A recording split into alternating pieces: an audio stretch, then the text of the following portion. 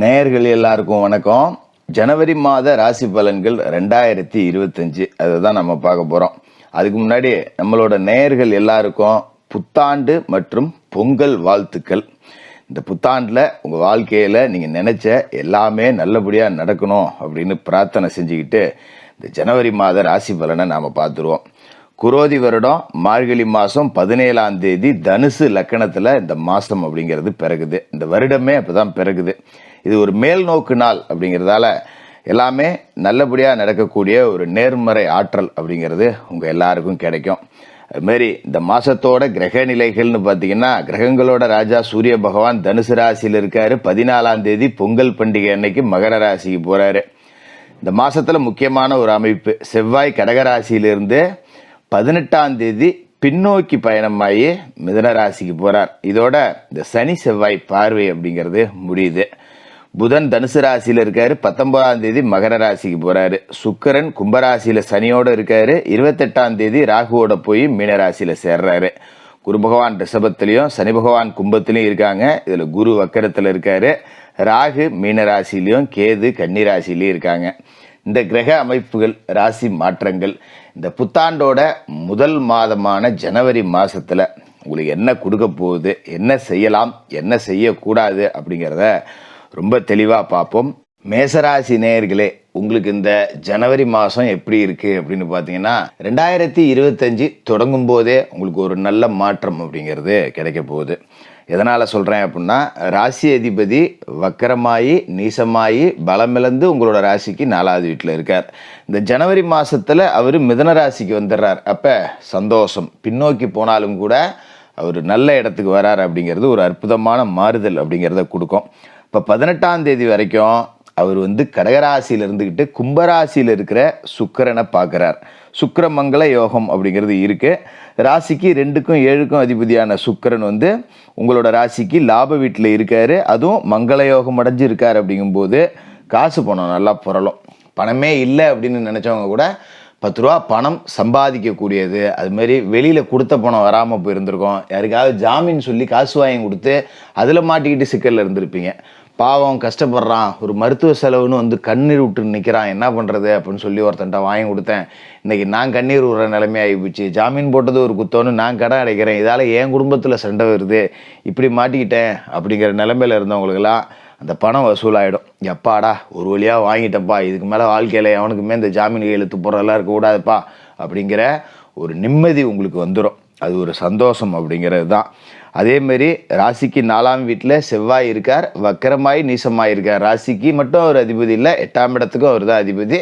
அப்போ கெட்டவன் கெட்டிடில் கிட்டிடும் ராஜயோகம் அப்படிங்கிறதுக்கு தகுந்த நம்ம திட்டம் போடாத செஞ்ச காரியங்கள் எல்லாம் வெற்றி கிடைக்கும். அதாவது பூமிகாரகன் செவ்வாய் அந்த ஆதிக்கத்தில் பிறந்தவர் நீங்கள் அப்படிங்கிறதால இந்த இடம் குடுக்கல் வாங்கல், என்னைக்காவது ஒரு இடம் வாங்கி போட்டு வந்திருப்பீங்க. நமக்கே அந்த இடம் எங்கே இருக்குன்னு மறந்து போயிருந்திருக்கும். போய் பார்த்தா யாரையாவது அங்கே உள்ளவங்களை கூப்பிட்டு பார்த்தான்னு தெரியும், ஓ இத்தனை நம்பர் பிளாட் இங்கே தான் இருக்கா அப்படின்னு.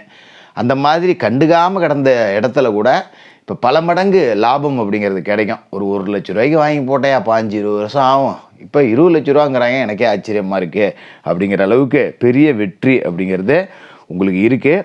அதே மாதிரி இந்த மாதத்தை பொறுத்த வரைக்கும் சூரியன் தனுசு ராசியில் இருக்கார். 14ஆம் தேதி மகர ராசிக்கு போகிறார். அப்போ பாக்கியஸ்தானத்திலேருந்து தொழில் ஸ்தானத்துக்கு சூரியன் போகிறார். அப்படிங்கிறப்ப அரசு வழி அனுகூலம் அப்படிங்கிறது உங்களுக்கு இருக்கும். இப்போ ஒரு சொந்த தொழில் செய்கிறேன், முதலீடு என்கிட்ட இல்லை அப்படின்னா இப்போ அரசாங்கத்துக்கிட்ட ஏதாவது ஒரு லோனுக்குன்னு முயற்சி செய்யலாம். நல்ல சாதகமான பலன்கள் அப்படிங்கிறது கிடைக்கும். அதுமாரி உங்களோட தொழிலுக்கு உரிய காப்பீடு எடுத்து வச்சுருந்தீங்க அப்படின்னா கடந்த காலகட்டத்தில் ஏற்பட்ட நட்டங்களை ஈடுகட்டுறதுக்கு இந்த காப்பீட்டு நிறுவனத்திலேருந்து வர வேண்டிய அந்த நிலுவைத் தொகை இது எல்லாமே வரும். அது மாதிரி தொழிலுக்கு ஒரு அங்கீகாரம் வாங்கணும், அரசாங்கத்திட்ட ஒரு சர்டிஃபிகேட் வாங்கணும், ஒரு தர சான்று வாங்கணும் அப்படின்னா இந்த முயற்சிகள் எல்லாத்தையும் இந்த மாதத்தில் செய்யலாம். பெரிய அலைச்சல் இல்லாமல் ஈஸியாக வெற்றி பெறக்கூடிய வாய்ப்பு இருக்குது. அதுமாரி அரசு வேலைகளுக்கு முயற்சி செய்யலாம். ரொம்ப நாளாக அரசு பணியில் டெம்பரவரியாகவே இருக்கேன், இதை விட்டுட்டு போகவும் மனசு வர மாட்டேங்குது, இன்றைக்கி பர்மனெண்ட் போடுவான் நாளைக்கு பர்மனெண்ட் போடுவாங்கன்னு ஒரு 10 வருஷமாக அப்படியே இருந்துவிட்டேன், என்ன பண்ணுறதுன்னு தெரியல அப்படிங்கிறவங்க இப்போ அதுக்கான முயற்சிகளை எடுக்கலாம். யாரோ ஒரு அதிகாரியை பார்க்குறேன், இல்லை ஒரு அரசியல்வாதியை பார்க்குறேன், மந்திரியை பார்க்குறேன் அப்படின்னு சொல்லிட்டு இந்த பர்மனெண்ட்டுக்கு முயற்சி செஞ்சீங்க அப்படின்னா இப்போ கிடைக்கக்கூடிய வாய்ப்பு அப்படிங்கிறது இருக்குது. அதுமாரி அரசு வழியில் வேலை எடுத்து செய்யலாம். ஒரு அரசாங்க கான்ட்ராக்ட் எடுக்கிறேன், இல்லை அரசாங்கத்துக்கிட்டேருந்து ஏதாவது நமக்கு உதவி தேவைப்படுது, இந்த மாதிரி வேலைகள் எல்லாத்துக்கும் முயற்சி செஞ்சீங்க அப்படின்னா நல்லது நடக்கும். அதுமாரி அரசு துறை சார்ந்து இந்த போட்டித் தேர்வுலாம் வருது பார்த்தீங்களா, இதுக்கெல்லாம் முயற்சி செஞ்சீங்க அப்படின்னா இப்போ நீங்கள் தேர்வில் ஜெயிச்சு நேரடியாக அரசு பணிக்கு நியமனம் செய்யப்படக்கூடிய வாய்ப்பு அப்படிங்கிறது கூட இருக்குது.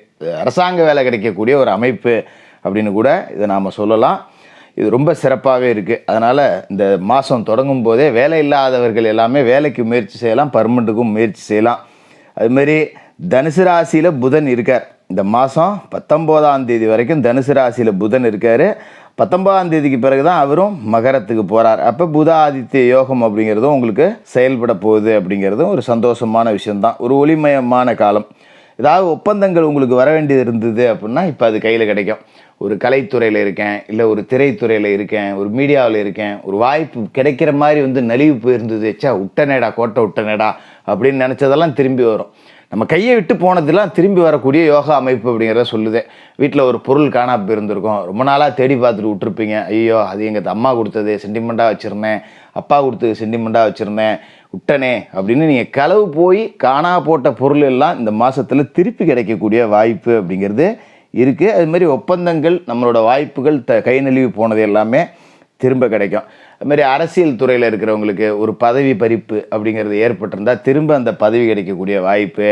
வேலை செய்யக்கூடிய இடத்துல ஒரு மேனேஜர் நல்ல அன்பாக இருந்தார் என்கிட்ட, ஒருத்தன் என்னை பற்றி இல்லாதையும் பொல்லாதையும் என்ன சொல்லி வச்சானோ தெரியல, இப்போலாம் இருந்தாலும் எரிஞ்செறிஞ்சே உழுவுறான் என் மேலே அப்படின்னு இருந்தவங்களுக்கெல்லாம் மறுபடியும் அந்த மேல்மட்ட அதிகாரிகளோட ஆதரவு அப்படிங்கிறது உங்களுக்கு கிடைக்கிறத கண்கூடாக இந்த மாதத்தில் நீங்கள் பார்க்கலாம். அது உண்மையிலேயே ரொம்ப சிறப்பாகவே இருக்குது.